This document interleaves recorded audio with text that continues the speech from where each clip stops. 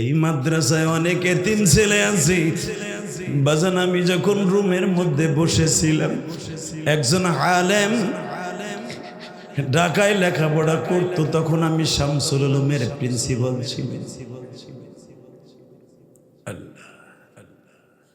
আপনাকে চরপেশন বাড়ি, ও আমারে বলে, হুজুর যখন আপনার মাদ্রাসায় লেখাপড়া করতাম তখন আমার মা ছিল, আজকে নাই। কলিজার ভাইরা আমার, পৃথিবীতে মার মতো দরদি কেউ নাই। আমি আপনাকে দুইটা পাও ধরে বলে দিয়ে যাই, যাদের মা বাবা আছে কোনোদিন কষ্ট দিয়ে না। আর এতিমদের বোনের কষ্ট আল্লাহ জানে। ওই যে আপনাকে এলাকার একটা ছেলে, ও আমার ছাত্র, আমার যৌবন কালেও আমার কাছে লেখাপড়া করছে। আজকে ওর দাড়ি পাকতে শুরু করছে। এ মুসলমানের পোলা, হাজার হাজার ছাত্র বাংলাদেশ ইলিয়াস রহমান জিহাদির আছে, ও আমার কাছে কাফিয়া পড়ছে। শুধু একটা কথা শুনাইতে চাই, ইলিয়াস রহমান জিহাদি যে আসনে আল্লাহ প্রতিদিন বসায় কথা বলায়, এই যে হুজুর আমার ডাইন পাশে বসা, আমি হুজুরের চোখে অনেকবার পানি দেখছি। কেন জানেন? এশকে নবী তার অন্তরে ভরা। এই যে রাকিব, আজকে সে কান্দে বাবার কথা বলার সাথে সাথে। ও শুধু ওর বাবার মুখে শুধু একটা বার রাকিবই ডাক শুনতে চায়, মারুফ ডাক শুনতে চায়। কারণ কি জানেন? পৃথিবীতে বাবার মতো বন্ধু কেউ নাই।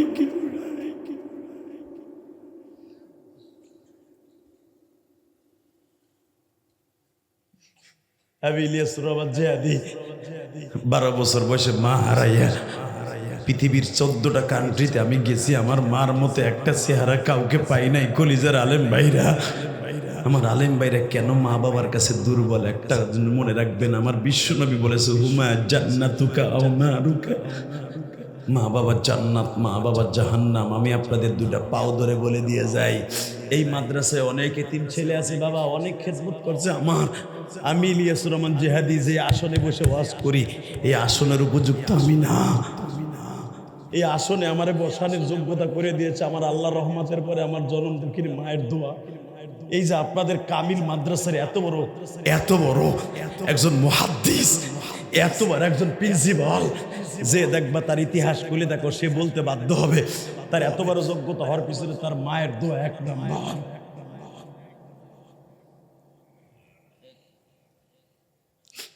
কলিজার যুবক ভাইরা, তালবে আলিম বাবাজিরা, আমি তোদের কাছে অনুরোধ করে যাই, তোদের বাবার মতো হই আর বড় ভাইয়ের মতো হই। মনে রাখতে হবে, বাবা মায়ের কাছ থেকে দোয়া নিয়ে মাঠে নাই মো, আল্লাহ তোমার হেফাজত করবে। কথা ঠিক না বে ঠিক? শুধু আমার নবী মায়ের কত পাগল ছিল, শুধু 2 মিনিটে শুনাই দেয়। আলহামদুলিল্লাহ বলতে পারলেন না? আমার নবী আজরাইলকে দেখছে মাত্র 2 বার, আর জিবরাইলকে দেখছে 23,000 বার, আর এক রাতে আছে 27,000 বার দেখছে জিবরাইল। 27,000 বার নবীর কাছে আইছে। আর আজরাইলে দেখছে কয়বার? জোরে কোন?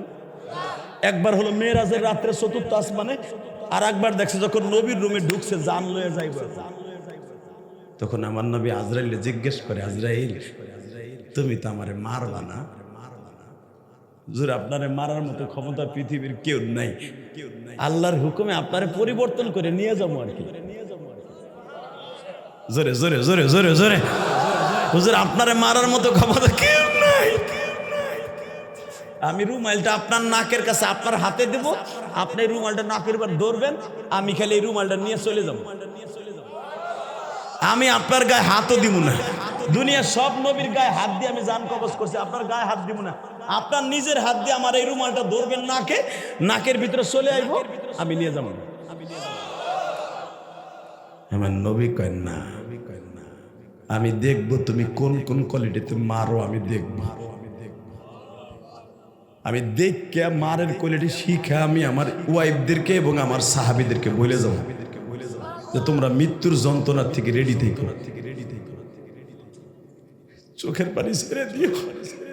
আজরাইল রে, সর্বপ্রথম জানতে চাই, তুমি তো আমার মার জানটা কবজ করছো না? কয়ে মা তো আমার সামনে মারা গেছে, আমি আমার মায়ের ঠোঁটের সাথে আমার ঠোঁটটা লাগানো ছিল, হঠাৎ করে দেখি আমার মা আর কথা কয় না।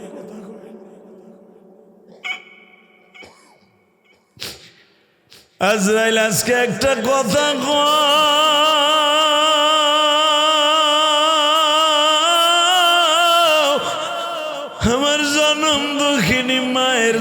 জানটা কিভাবে তুমি নিছো?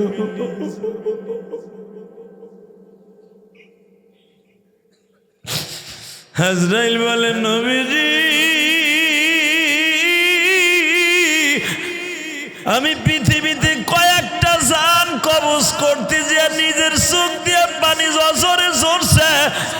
এক নম্বরে হলো জালিম বাদশা আপনার আগে নবী সাদ্দাতের মায়ের জানটা কবজ করতে যাই আমার কষ্ট লাগছে নবী।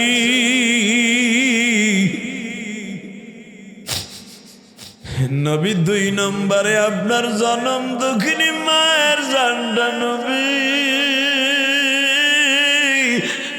বাবার কবর দেখতে 550 কিলোমিটার রাস্তা মার সাথে সফর করে আসিয়া বাবার কবরের কাছে সারাদিন কান্নাকাটি করিয়া মায়ের বুকের মধ্যে জড়িয়ে শুয়েছিলেন নবী। হঠাৎ করে আল্লাহর বিদায়ের একটা সার্টিফিকেট আসলো, জিবরাইল রে আমার নবী তার মায়ের বুকে ঘুমাইতেছে গো, আগামীকালকার আমার নবী মার বুকটা পাবে।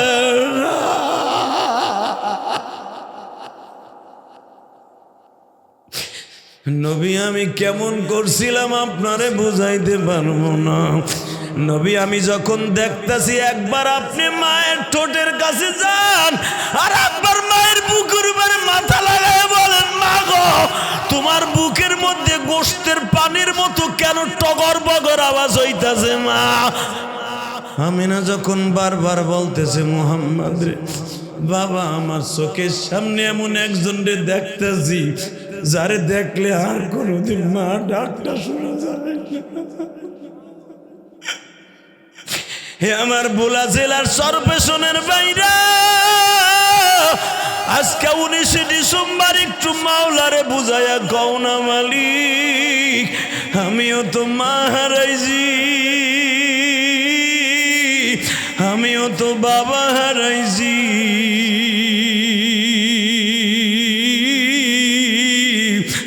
আমার মা বাবা কবরে কেমন আছে জানি না। আল্লাহ দেখো আমার ভাইরা অনেকে কাঁদে, আজকের মাহফিলের তয়েব সাহেব হুজুরের মা বাবা আছে কিনা জানি না গো। এই ভোলার থেকে যখন লেখাপড়া করতে দেওয়ান যাবে আহারে তার মা হয়তো লঞ্চের ঘাটে সাজাইয়া দিয়া কাপড়ে রাসুল দিয়ে চোখ বুঝছিল আর বলছিল তয়ব রে আবার কবে আসবা বাবা।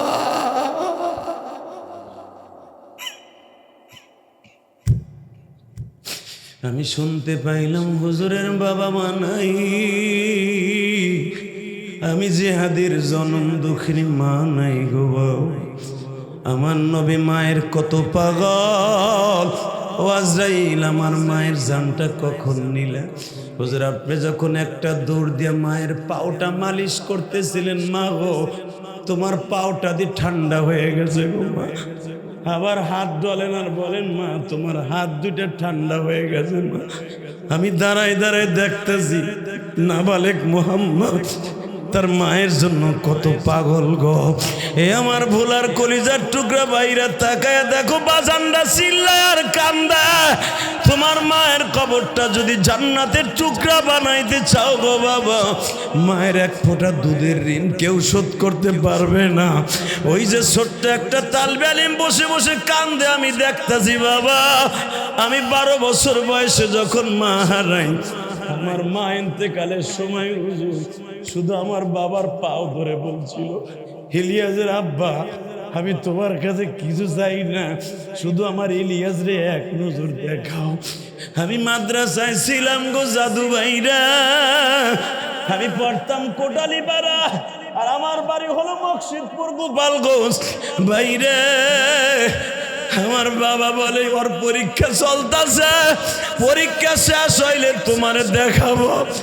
আমার মা বারবার আমার আব্বারে বলছিল তোমার পাও দুটো ধরছি, আমি মনে হয় সকাল পর্যন্ত থাকবো না।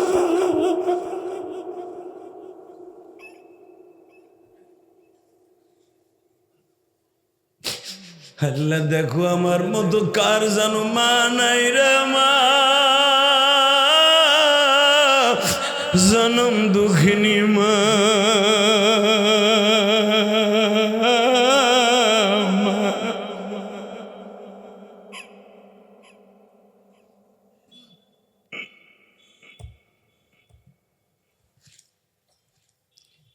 আল্লাহ আল্লাহ, আমি জানি না কোন আলেম ভাইয়ের মা নাই। আরে আমার মা হাঁসের ডিম বেইসা আমার পরীক্ষার ফি দিছে রে, মা চাউল বেইসা আমার পরীক্ষার ফি দিছে। ওই মা আজকে অন্ধকার মাটির ঘরে ঘুমাই রইছে। আমার মা এই শীতের দিনে আমার জাম্পার কিনে দিছে, চাদর কিনে দিছে, আর মা সেরা খেতা গায়ে দিয়ে সকালবেলা গায়ে দিয়ে ঘুমছে।